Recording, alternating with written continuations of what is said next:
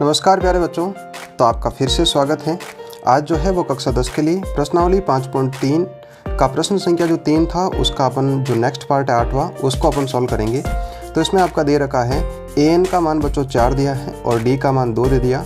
sn का मान जो है वो माइनस का 14 दिया है और अपन को n और a की वैल्यू अपन को ज्ञात करनी है। तो देखो तो सबसे पहले जो an का मान दिया तो अपन क्या करते हैं, an का फॉर्मूला लिख देते हैं। तो an इक्वल टू हो जाएगा बच्चों a प्लस n माइनस 1 और d हो जाएगा। ठीक है बच्चों, तो an का मान कितना दिया उसने 4 बराबर a का मान का अपन को पता नहीं है और नहीं मुझे n का मान पता है, तो इसको मैंने ऐसे ही लिख दिया। d की वैल्यू मैंने लिख दी 2। अब क्या करेंगे बच्चों, यहाँ से इसको थोड़ा सा और सरल करते हैं। तो ये हो गया 4 a प्लस 2 का अंदर गुणा करेंगे तो ये हो जाएगा बच्चों 2n माइनस 2 को 1 से गुणा करूँगा तो हो जाएगा 2 हो जाएगा। ये जो 2 है इसको मैं इस तरफ भेज देता हूँ तो क्या हो जाएगा आपका प्लस का हो जाएगा, पक्षानंदन कर देंगे अपन a प्लस 2n। तो ये हो जाएगा बच्चों 6 और यहाँ हुआ a प्लस 2n। यहाँ से क्या करते हैं बच्चों, केवल अपन को जो है किसी एक की वैल्यू निकाल लेते हैं। जैसे यहाँ पर अपन a की वैल्यू निकाल लेते हैं तो a हो जाएगा, यहाँ पर 2n को अपन इस तरफ भेज देते तो 6 माइनस 2n। अब क्या करेंगे बच्चों, जहाँ पर भी एस एन का फॉर्मूला लगाएंगे और वहाँ पर यदि मुझे एक की वैल्यू जहाँ पर आएगी वहाँ पर अपन लिख देंगे 6 माइनस 2n लिख देंगे। तो वो एक जो समीकरण है वो पूरा एक चर में बदल जाएगा। फिर उसको अपन आसानी से इसको सॉल्व कर सकते हैं। तो देखो सूत्र लगा देते हैं एस एन का। एस एन बराबर होता है बच्चों n/2 2a plus n minus 1 d हो जाएगा। बात करें एस एन का तो मान उसने 14 दिया है बराबर n का मान दिया नहीं है 2 और a का मान भी पता नहीं अपन को और n का मान पता नहीं है, n माइनस 1 गुणा d का मान कितना दिया बच्चों 2 दिया। थोड़ा सा देखो यहाँ पर 2 भाग में है, इस तरफ आया तो किस में हो जाएगा आपका गुणे में हो जाएगा बराबर n और यहाँ हो जाएगा 2a प्लस 2 का अंदर गुणा करेंगे तो हो जाएगा बच्चों 2n माइनस का 2। ये इस प्रकार से हो गया। अब क्या करेंगे बच्चों, यहाँ से अपन ये जो a का मान दे रखा है 6 माइनस 2n इसको अपन यहाँ पर रखने की कोशिश करेंगे। तो देखो ये रख देते हैं यहाँ पर। तो माइनस का 14 को 2 से गुणा करूँगा तो कितना हो जाएगा 28 हो जाएगा। n यहाँ पर है बार और 2 और a के स्थान पर मैं लिख देता हूँ 6 minus 2n 6 minus 2n plus 2n minus का 2 और इस प्रकार से कोष्टक बना दिया। अब अपन क्या करते हैं बच्चों, इसको सरल कर लेते हैं। तो ये हो जाएगा आपका माइनस का 28 बराबर n 2 से गुणा करेंगे तो ये हो जाएगा 12 माइनस 2 को इससे गुणा करूँगा तो 4n प्लस का 2n माइनस का 2 इस प्रकार से हो जाएगा। ये हो गया माइनस का 28 बराबर n और यहाँ पर बच्चों देखो 12 में से 2 घटाएंगे तो कितना हो जाएगा आपका 10 हो जाएगा।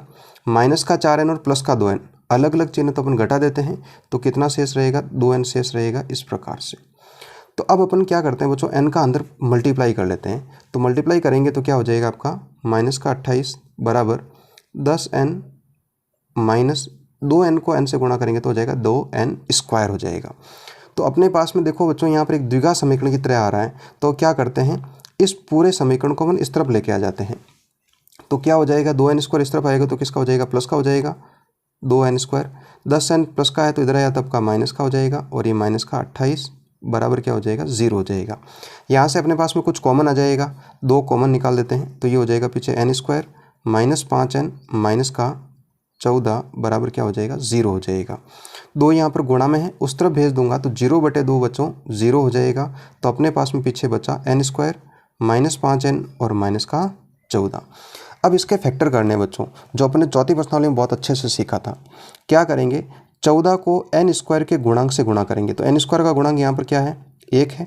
14 को 1 से गुणा करूँगा तो कितना हो जाएगा बच्चों 14 हो जाएगा। ये रब का कार्य है। 14 के 2 ऐसे फैक्टर बनाने हैं आपको कि उनको गुणा करने पर 14 जाना चाहिए और जोड़ने या फिर घटाने पर आपका जो मिडिल टर्म है मध्य पद है वो आपका आ जाना चाहिए, मैंने 5 आ जाना चाहिए। तो आपको देखो मैंने बताया था पिछले क्वेश्चन में भी। तो सबसे पहले अपन 1 का भाग लगाएं 14 में, कितना आया 14, 2 फैक्टर आ गए अपने पास में। तो इनको जोड़ने या घटाने से 5 नहीं आ रहा है। तो उसके बाद 2 का भाग लगाएं, कितना आ जाएगा 7 बार भाग गया। तो देखो 7 को 2 से गुणा करते 14 आ जाते हैं, 7 में 2 घटा देता हूँ देखो 5 आ जाएगा बिल्कुल। तो ये अपने फैक्टर जो है अपने काम आ जाएगा। तो इसको इस प्रकार लिख देता हूँ n स्क्वायर और यहाँ पर लिख देता हूँ बच्चों माइनस का 7n और प्लस का 2n। तभी देखो ये बच्चों इसको माइनस का लिखना पड़ेगा, तभी ये माइनस का शेष रहेगा। माइनस का 14 और यहाँ पर बराबर 0। इन दोनों में से कॉमन निकाल लेते हैं और शेष इन दोनों में से कॉमन निकाल देते हैं। तो n यदि कॉमन आएगा यहाँ पर तो n-7 बचा, प्लस यहाँ से 2 कॉमन आ जाएगा तो n-2 का भाग 14 में 7 बार बराबर 0। तो बच्चों देखो n-7 यहाँ पर मैं पुनः वापस एक इसमें से कॉमन निकाल देता हूँ, n-7 और शेष रहा n+2 बराबर 0। तो अपने पास में 2 कोष्टक आए, उनको प्रत्येक को 0 के बराबर रखना पड़ेगा, इसको भी और इसको भी। तो यहाँ पर n बराबर देखो माइनस का 7 उस तरफ जाएगा तो क्या हो जाएगा बच्चों, प्लस का हो जाएगा, और यहाँ पर n बराबर -2 होगा। जो बच्चों देखो n की वैल्यू माइनस में नहीं हो सकती, इसका मतलब ये मान तो अपना काम आएगा नहीं, n का मान 7 आ जाएगा। यदि अपने पास में n का मान आ गया तो अपन a की वैल्यू भी ज्ञात कर सकते हैं। कैसे ज्ञात कर सकते हैं, जैसे देखो ये आपका समीकरण आया इसमें a का, मान लो इसको समीकरण 1 दे देता हूँ, तो समीकरण 1 में अपन n की वैल्यू रख देते हैं।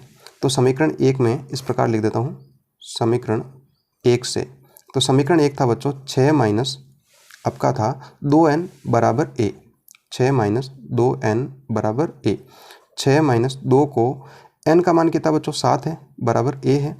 6 माइनस 2 को 7 से गुणा करूँगा तो कितना हो जाएगा 14 हो जाएगा, और 6 माइनस 14 हो जाएगा बच्चों माइनस का 8 हो जाएगा। तो a की वैल्यू मेरे पास कितनी आ गई, -8 आ गई।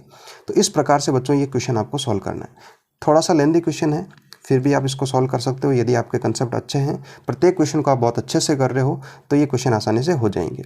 देखते हैं अगले वीडियो में इसका नेक्स्ट पार्ट। तब तक के लिए धन्यवाद। जय हिंद, जय भारत।